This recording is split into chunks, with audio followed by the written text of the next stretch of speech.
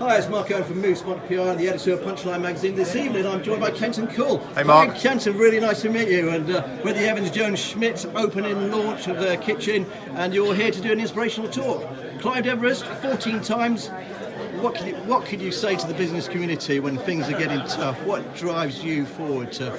Well, I mean, for me, the single most important thing is being agile and taking opportunity when it comes. Although we plan meticulously how we look after our clients on Everest, things never quite go according to plan.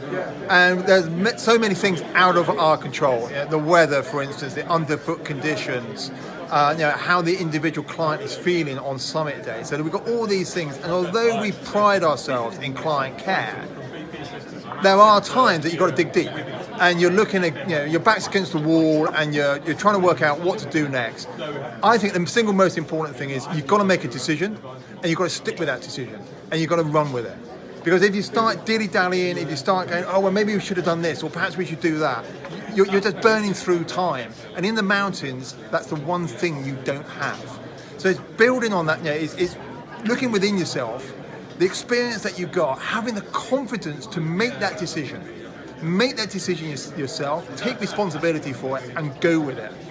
It's not always the right decision sometimes, but you make it, you stick with it, and then you go with it.